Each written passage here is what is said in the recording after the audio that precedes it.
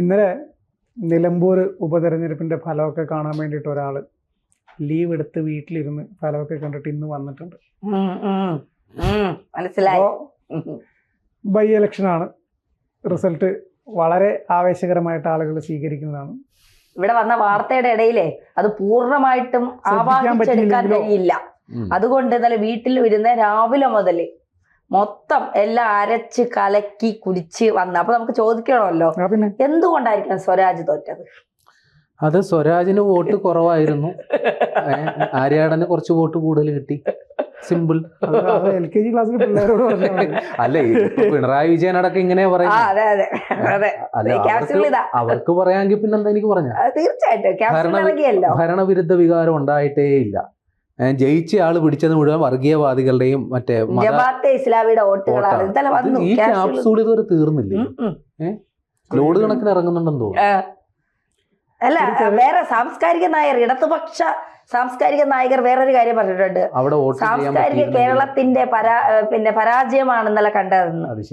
ആര്യാടൻ ഷൗക്കത്തിന്റെ വിജയം. നിലമ്പൂരിൽ ഇങ്ങനെ അല്ലാതെ മറ്റൊരു വിജയം നിങ്ങൾ പ്രതീക്ഷിച്ചിരുന്നോ നിഷ്കളങ്കരെ എന്ന് ആരെങ്കിലും ചോദിച്ചായിരുന്നോ? സന്ദീപ് വാര്യർ ഇതിന് ആനുപാതികമായ ഒരു പോസ്റ്റ് ഇട്ടിട്ടുണ്ടായിരുന്നു. അവസാനം അദ്ദേഹം ധന്യവാദ് എന്നും കൂടി ഒന്ന് പറഞ്ഞായിരുന്നു. തോറ്റയമ്മല്ലേ മുമ്പ് ഇങ്ങനെയൊക്കെ പറഞ്ഞിട്ടുണ്ടായിരുന്നു, അതുകൊണ്ടാണ്. ശരിയാ, സത്യം. പക്ഷെ നിലമ്പൂര് ഷമ്മി ഹീറോയാ. അതെയോ? അല്ല, പക്ഷെ വേറൊരു കാര്യമുണ്ട്. 17,000 എത്ര വോട്ട് കിട്ടി? 19,000 ചില്ലറ വോട്ട് മുടക്കി കെട്ടിവെച്ച വശം കിട്ടിക്കാണോ?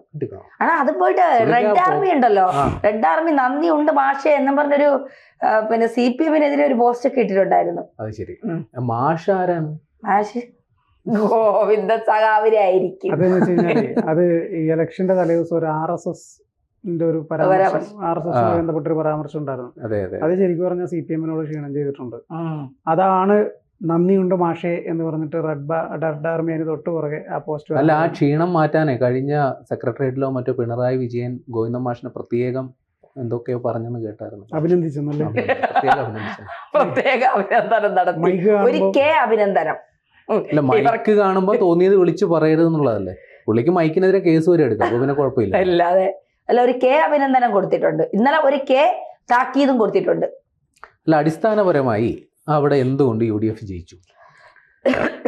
ശരിക്കും പറഞ്ഞു കഴിഞ്ഞാല് അത് ആര്യാടന്റെ കുടുംബ സ്വത്തായിട്ടുള്ള ഒരു മണ്ഡലമാണ് നിലമ്പൂർ. അങ്ങനെ പറയാൻ പറ്റും? അങ്ങനെ പറയാം. കോൺഗ്രസിനെ സംബന്ധിച്ചിടത്തോളം അങ്ങനെയാണെങ്കിൽ കുടുംബ സ്വത്തായ സ്ഥലത്ത് 2 തവണ 9 വർഷമാണ് അൻവർ. അതാ ഞാൻ പറഞ്ഞത്. അല്ല, 9 തവണയല്ല, 9 വർഷം. ഇപ്പോഴും ഭൂരിപക്ഷം എത്രയാ? 11,000 ചില്ലറ വോട്ടുകൾ മാത്രമേ ഉള്ളൂ. അല്ല, കഴിഞ്ഞ തവണ അൻവറിന് 3,000 കടന്നില്ലല്ലോ. ഞാൻ പറഞ്ഞുതരാം. 11,000 ചില്ലറ വോട്ട് മാത്രമേ ഇപ്പോഴും ഭൂരിപക്ഷം ഉള്ളൂ. അൻവർ പിടിച്ച വോട്ട് എത്രയാ? 20,000-നടുത്ത് വോട്ട് അൻവർ പിടിച്ചിട്ടുണ്ട്. അൻവർ ഇടതുപക്ഷത്തായിരുന്നെങ്കിലോ? അൻവർ ഇടതുപക്ഷത്തായിരുന്നെങ്കിൽ ഒരു പക്ഷേ ഇടതുപക്ഷം ജയിക്കും.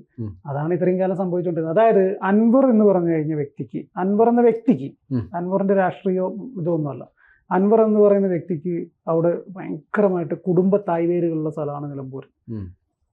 അറിയാലോ, പഴയ മുസ്ലിം. ആര്യാടനും മോശമല്ല.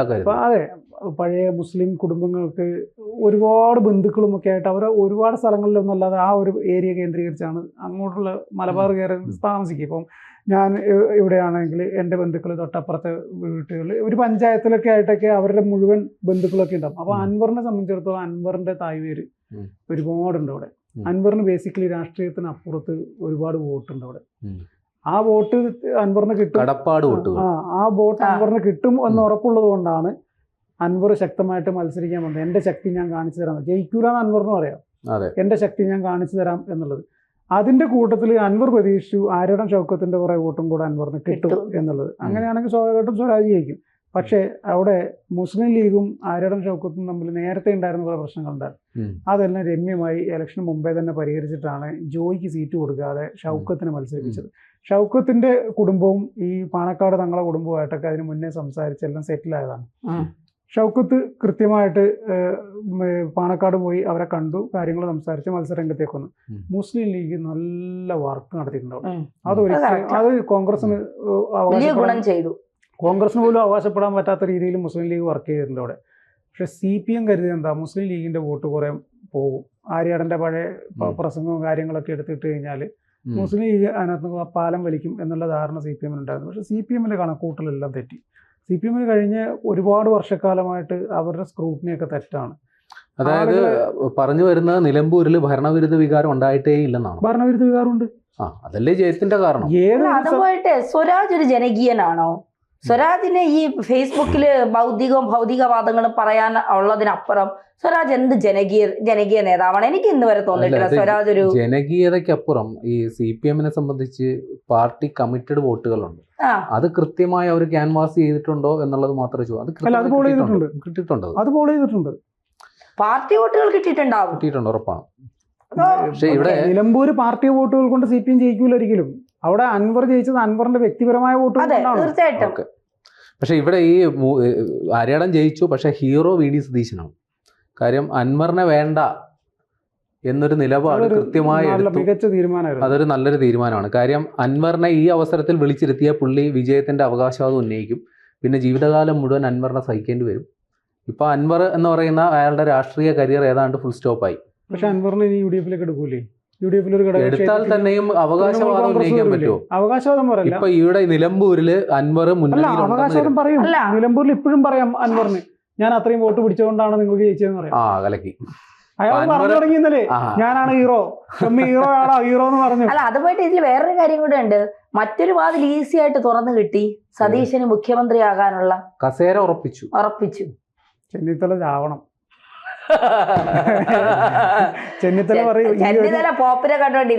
ചെന്നിത്തല അവിടുന്ന് പറയും ആര്യാടന്റെ കയ്യിൽ ഉണ്ടായിരുന്ന സീറ്റ് അൻവർ കൊണ്ടുപോയെങ്കിലും അത് UDF-ന്റെ സീറ്റ് തന്നെയാണ്, അതിൽ അവകാശവാദം ഉന്നയിച്ചിട്ട് ആ കസേര കണ്ട് മോഹിക്കണ്ട പനിക്കണ്ടെന്ന് പറയും, ആ കട്ടിൽ കണ്ട് പനിക്കണ്ടെന്ന് പറയും ചെന്നിത്തല. തെരഞ്ഞെടുപ്പ് വേണുഗോപാൽ MP ആയിട്ട് തന്നെ തുടരും. അവിടെ തന്നെ ഇരിക്കേണ്ടി വരും. സത്യത്തിൽ ആരായിരിക്കും മുഖ്യമന്ത്രി? ഒരു 5 മുഖ്യമന്ത്രിമാർ നമ്മൾ സഹിക്കേണ്ടി വരുമോ? സത്യത്തിൽ അടുത്ത മുഖ്യമന്ത്രി പിണറായി ആയിരിക്കും. അതിന്റെ കാരണം എന്താ? ഇവർ തമ്മിൽ അടി തീർന്നിട്ട് വേണ്ടേ? അതാണ് പ്രശ്നം. ഒരു ഐക്യതയിൽ ഉണ്ടായില്ലെങ്കിൽ, ഐക്യജനാധിപത്യ മുന്നണിയിൽ ഐക്യമില്ലെങ്കിൽ തീർന്നു. അതാണ് ഇവരുടെ പ്രശ്നം.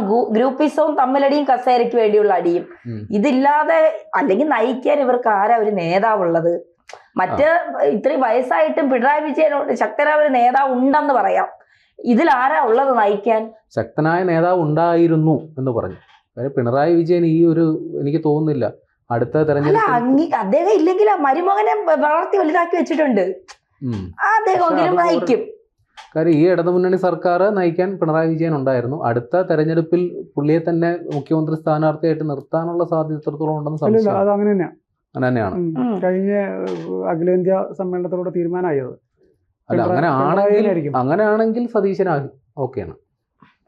അങ്ങനെയാണെങ്കിൽ കാര്യം ഭരണവിരുദ്ധ വികാരം ഉണ്ടോ ഇല്ലയോ എന്നുള്ള ചോദ്യം തന്നെ ഇപ്പൊ അപ്രസക്തമാണ്. കാര്യം നമ്മുടെ ചേലക്കര തെരഞ്ഞെടുപ്പിൽ CPM-ന്റെ ഉറച്ച കോട്ടയാണ്. അവിടെ പോലും ഒരു ഭൂരിപക്ഷം, ആരോഗ്യകരമായ ഭൂരിപക്ഷം ഇല്ല.